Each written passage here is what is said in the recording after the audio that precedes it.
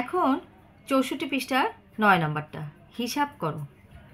এখন আমরা এখানে দেখো, এখানে 3টা আছে সংখ্যা দিয়ে গুণ করা। এটা আমরা কিভাবে করব? সবই একই নিয়মের। তাহলে এখন আমরা এখানে যা আছে তাই, এখানে কোনো পরিবর্তন হবে না। তাহলে আমরা এখানে একটা লম্বা একটা টান দিব, টান দিয়ে হরের ঘরে যা আছে সব গুণ করব, গুণ দিয়ে চিহ্ন দিয়ে বসিয়ে দেবো। এই দেখো 15 গুণ 6 গুণ 14, আর লবে আছে যা 7 গুণ 5 গুণ 3। এখন আমরা কাটাকাটি করব। এখন আমরা দেখব কাটাকাটি করা যায় কিনা। এখন এই 7 দিয়ে আমরা কাটাকাটি করি এই 14কে। তাহলে 7 একে 7 আর 14 দ্বিগুণে 7 দ্বিগুণে 14, 7 একে 7 আর 7 দ্বিগুণে 14। আবার এখন এটা দিয়ে এটা করি 5 আর 15, 5 একে 5, 3 5 15, 5 দিয়ে কিন্তু আমার দুটো গেল। তাহলে এখন এই 3-এর সাথে এই 3 কাটবো, 3 একে 3, 3 একে 3। তাহলে আমরা কত পেলাম উত্তর? তাহলে দেখি, তাহলে এই 6-এর সাথে 2 গুণ করলে কত হবে? 6 দ্বিগুণে 12, আর উপরে সব 1 গুণ করলে 1, তাহলে 12 ভাগের 1। এর পরেরটা হচ্ছে 12 ভাগের 7 ভাগ 2 সমস্ত 3 ভাগের 1 গুণ 5 ভাগের 2। সে পূর্বের নিয়মে আমার প্রথমে সংখ্যা যা আছে তাই ঠিক থাকবে, 12 ভাগের 7। আগে আমি এটা মিশ্র ভগ্নাংশ আছে, এখন এটাকে আগে আমরা প্রকৃত ভগ্নাংশে আনবো, মিশ্র ভগ্নাংশকে প্রকৃত ভগ্নাংশে আনবো। তাই এর জন্য চিহ্ন যা আছে তাই এখন থাকবে। আগে আমরা এটা করি 3 দ্বিগুণে 6 আর 1 7। তাহলে কত হলো? লবে 7 হরে 3, গুণ চিহ্ন দিয়ে 5 ভাগের 2। এখন আমরা প্রথম সংখ্যাটা যা আছে তাই ঠিক থাকবে, 12 ভাগের 7, আর ভাগ চিহ্ন আছে। এখন আমরা এটা কিন্তু গুণ চিহ্ন দিব। গুণ চিহ্ন দিলে এখন লব আর হর জায়গা পরিবর্তন হয়ে যাবে। লবের ঘরে বসবে 3, হরের ঘরে 7, এরপর বাকি যা আছে তাই, গুণ চিহ্ন 5 ভাগের 2। এখন আমরা আগেরটার মতন সবগুলো একসাথে দিব। তাহলে 12 গুণ হরের যা আছে সবগুলো একসাথে গুণ করব, 12 গুণ 7 গুণ 5, উপরে লবে 7 গুণ 3 গুণ 2। এখন আমরা দেখব কিভাবে করা যায়। তাহলে এই 2-এর সাথেই এই 6 আমরা করে দেখি কত হবে।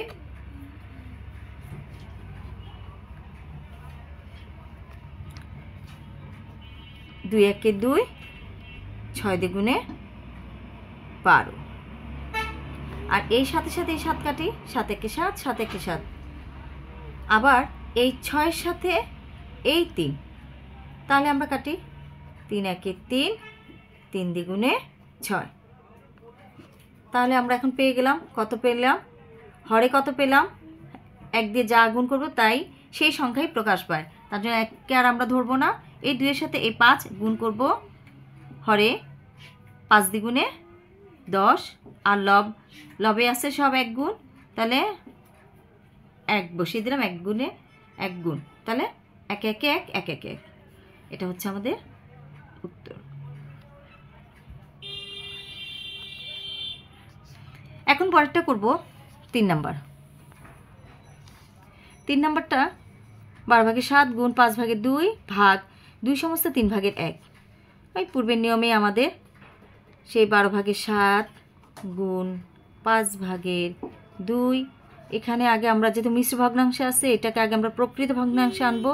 এর চিহ্ন যা আছে তাই, 3 দ্বিগুণ 6 আর 1 7, তাহলে হরে 3 লবে 7। এখন কি করব? 12 ভাগের 7 গুণ 5 ভাগের 2, এটুক যা আছে তাই থাকবে। এই ভাগ চিহ্নের জন্য পরিবর্তন হবে, ভাগ চিহ্ন আছে, এখন আমরা গুণ চিহ্ন দিব। তাহলে হরে বসবে 7, লবে বসবে 3। এখন আমরা সবগুলো লবেরটা গুণ করব, হরেরটা গুণ করব। তাহলে 12 গুণ 5 গুণ 7 লবে 7 গুণ 2 গুণ 3। তাহলে এখন এই সাথে সাথে এই 7 কাটি, 7 একে 7, 7 একে 7। এখন তাহলে কি করব, এখন এই 3-এর সাথে এই 12টাকে কাটি। হ্যাঁ, তাহলে হবে কি 3 একে 3, 3 4 12, 12। এখন দেখো তো আর কোথাও কাটাকাটি যায় কি না।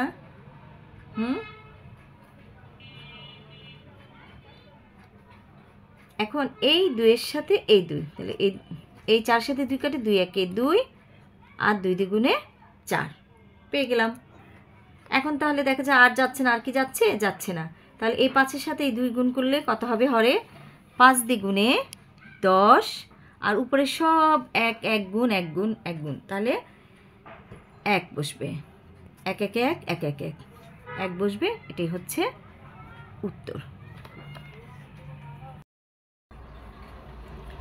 পৃষ্ঠা 64, 10 নম্বর সমাধান করো। 1 নম্বরটা, একটি বাগানের ক্ষেত্রফল 20 বর্গমিটার। এই বাগানের 6/5 অংশ ফুল চাষ করা হয়েছে। চাষ করা অংশের ক্ষেত্রফল কত বর্গ মিটার? একটা বাগান, সেটা ক্ষেত্রফল হচ্ছে কত, 20 বর্গমিটার। এই বাগানে কি করেছে, 6/5 অংশ ফুল চাষ করা হয়েছে। এই 20 থেকে যে 6/5 অংশ যে ফুল চাষ করা হয়েছে, সেই চাষ করা অংশে কত ক্ষেত্রফলটা যে কত বর্গমিটার সেটা জানতে চেয়েছে। তাহলে আমরা এখন গাণিতিক বাক্যে করি। গাণিতিক বাক্যে 20, যেহেতু আমাদের হচ্ছে 20 বর্গমিটার, তার মানে 20 বর্গমিটার এই বাগানে 6/5 অংশ, তার মানে 20-এর 7 এর বলতে 20 গুণ 6/5 সমান খালি ঘর, এখানে একটা অজানা সংখ্যা, মানে এই সংখ্যাটা কত হবে সেটা আমরা জানব। তাহলে আমরা করি, তোমাদের সুবিধার্থে একটু ভিন্ন রকমভাবে করলাম। এর আগে সমান থাকলে বা দিয়েছি, কিন্তু এখন না দিয়ে আমি একবার তোমাদেরকে দেখাচ্ছি, এভাবেও করা যায়। 20 গুণ 6/5 লিখলাম। এখন আমরা পূর্বের নিয়মের মতনই করব। আমাদের যদি এখানে গুণ চিহ্ন আসছে, সেখানে আমাদের চিহ্ন পরিবর্তনের কোনো দরকার নেই। তাহলে লবের ঘরে 20 গুণ 5 হর 6।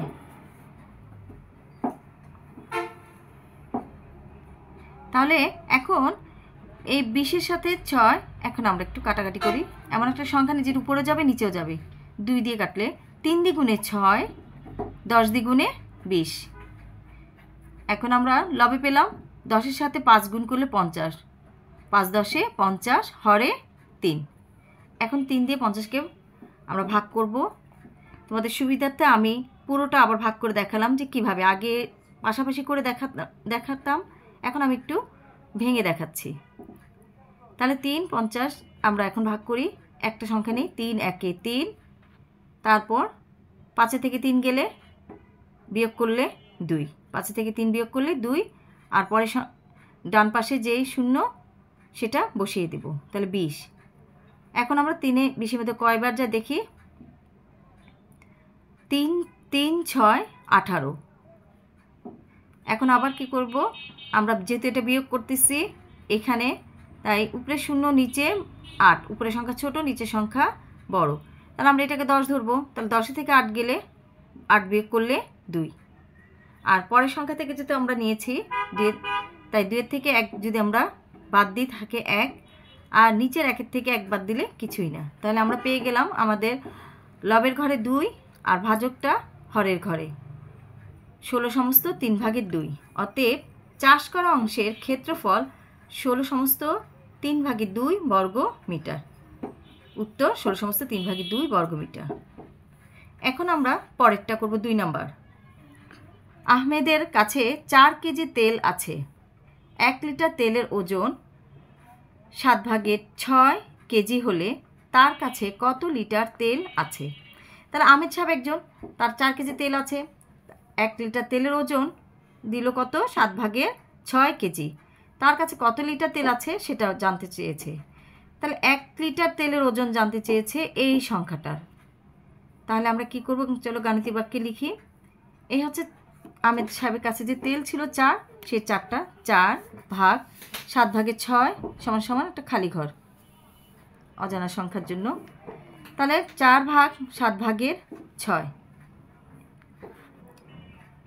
4 আমরা জানি এটা পূর্ণ সংখ্যা আছে, তার জন্য এটা কি করব আমরা, পূর্ণ সংখ্যা 4 ঠিক আছে, ভাগ, তাহলে আমরা ভাগ চিহ্নকে গুণ চিহ্ন দিব, 4 গুণ, আমাদের হর আর লব পরিবর্তন হবে, হরের ঘরে 6, লবের ঘরে 7। পরেরটা যাব, 4 লবের ঘরে 4 গুণ 7, হরের ঘরে 6। এখন আমরা কাটাকাটি করি, তাহলে কি হলো, আমরা এখন 4 গুণ 7 লবে হরে 6। এখন আমরা 6-এর সাথে এই 4কে কাটবো, এমন একটা সংখ্যা নেব যেটা উভয় পাশে যাবে, তাহলে 2 দিয়ে কাটি, 3 দ্বিগুণে 6, 2 দ্বিগুণে 4। এখন দেখা যাচ্ছে আর যাচ্ছে না, তাহলে উপরে লবের সাথে গুণ করি, 7 দ্বিগুণে 14, হরে 3, 14। এখন 3কে 14 দিয়ে আমরা ভাগ করব, তাহলে 3 4 12, 4 থেকে এখন বিয়োগ করব, 4 থেকে 2 গেলে 2, তাহলে আমরা পেয়ে গেলাম লবের ঘরে 2 বসবে আর হর ভাজক যা আছে সেটাই বসবে 3। তাহলে অতএব আহমেদের কাছে 4 সমস্ত 3 ভাগে 2 লিটার তেল আছে। উত্তর 4 সমস্ত 3 ভাগে 2 লিটার। এটা হচ্ছে উত্তর। আমি পরেরটা তোমাদের করে দেখাচ্ছি। আচ্ছা, এখন হচ্ছে 3 নাম্বারটা। সাজ্জাদ সাহেবের 24,000 টাকা ছিল। তিনি এই টাকার 12 ভাগে 5 অংশ এতিমখানায়, 8 ভাগে 3 অংশ শিক্ষা প্রতিষ্ঠানে দান করলেন। তার কাছে কত টাকা আছে? সাজ্জাদ সাহেব একজন ব্যক্তি, তার কাছে আছে 24,000 টাকা। তিনি এই টাকা থেকে 12 ভাগের 5 অংশ এতিমখানায় দিলেন এবং 8 ভাগে 3 অংশ দিলেন শিক্ষা প্রতিষ্ঠানে। এখন তার কাছে কত টাকা আছে সেই সম্পর্কে জানতে চেয়েছে। তাহলে এখন আমরা যাই, সাজ্জাদ সাহেব এতিমখানায় দান করেন। সাজ্জাদ সাহেব এতিমখানায় দান করেন, কতটুকু দান করেন সেটা আগে আমরা বের করব। এই 24,000 থেকে এই 12 ভাগের 5 অংশ এটা বের করব। তাহলে 24,000 গুণ 12 ভাগে 5। তা আমরা এটাকে সরাসরি করব, কিন্তু তার আগে তোমাদেরকে একটু বুঝাই দেই। এটা কিন্তু ঠিক এইভাবে, এটা যেহেতু পূর্ণ সংখ্যা, এটা লবের ঘরে বসবে আর এইভাবে হরের ঘরে এই 12টা বসবে। তো এখন আমরা যেহেতু আমরা পিছনে অনেক অঙ্ক এভাবে করে আসছি, এই জন্যে এটা আমরা চটজলদি বুঝতে পারবো, এই জন্য আমি এভাবে করে দিচ্ছি তোমাদের বোঝানোর সুবিধাতে। যেমন এটার সাথে এটা, এই 12-র সাথে 24 গুণ করি, কত, 12 দ্বিগুণে 24, আর এই যে 3টা সংখ্যা, এই 3টা সরাসরি আমরা বসিয়ে দিলাম, তাহলে 2000।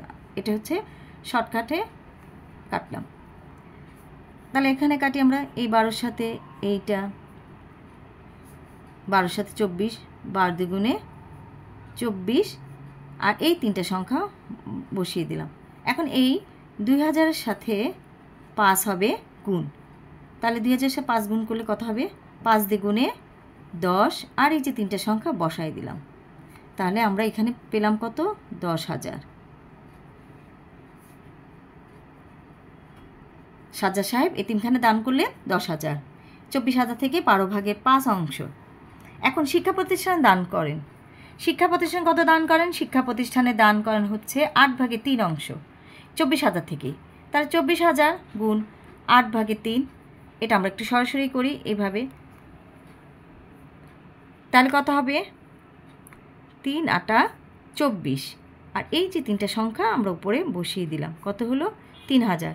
এখন এই 3,000-এর সাথে এই 3 গুণ করলে ঠিক এটার মতনই, 3,000-এর সাথে 3 গুণ করলে কত হবে, 3 × 9, আর এই 3টা শূন্য, তাহলে কত হইল, 9,000। তাহলে আমরা পেয়ে গেলাম দুটো। সাজ্জাদ সাহেব এতিমখানে দিলেন 10,000 টাকা 24,000 থেকে, আবার 24,000 থেকে শিক্ষা প্রতিষ্ঠানে দিলেন 9,000। অতএব তিনি এতিমখানা ও শিক্ষা প্রতিষ্ঠানে মোট দান করেন। আমরা এখন এই দুটো সংখ্যা আমরা যোগ করব, 10,000 আর 9,000। 10,000 যোগ 9,000, একটা এতিমখানা একটা শিক্ষা প্রতিষ্ঠানে। তাহলে তিনি দান করলেন 10,000 যোগ 9, 9,000। তাহলে কত হলো, 10,000-এর সাথে 9,000 যোগ করলে 19,000 টাকা। তাহলে তার কাছে কত রইল, আমার কাছে জানতে চেয়েছে তার কাছে কত টাকা আছে। অতএব তার কাছে আছে এই 24,000 থেকে আমি এই 19,000 বিয়োগ করব, বিয়োগ করলে হয় 5,000। তোমাদের বোঝানোর সুবিধার্থে আমি এখান থেকে 24,000 থেকে কিভাবে আমি 19,000 বিয়োগ করলাম সেটা একটু তোমাদেরকে দেখাই। এখানে যা আছে 0 0 0 যা আছে তাই তাই বসবে। এখন উপরের সংখ্যা যদি আবার ছোট 4, নিচের সংখ্যা বড়, বিয়োগের সময় উপরের সংখ্যা ছোট থাকলে 10 যোগ করি, তাহলে 14 হয়ে গেল। 14 থেকে 9 গেলে কত হয়? কত থাকে? 5। আমি যেহেতু 10 নিলাম তাহলে ওকে তো আমার 1 ফেরত দিতে হবে পাশের সংখ্যা থেকে, তাহলে আমি 2 থেকে 1 যদি আমি বিয়োগ করি তাহলে কত হয়? 1। আর আবার নিচের সংখ্যা থেকে 1 বাদ দিলে কিছুই না, তাহলে 5,000। উত্তর 5,000 টাকা।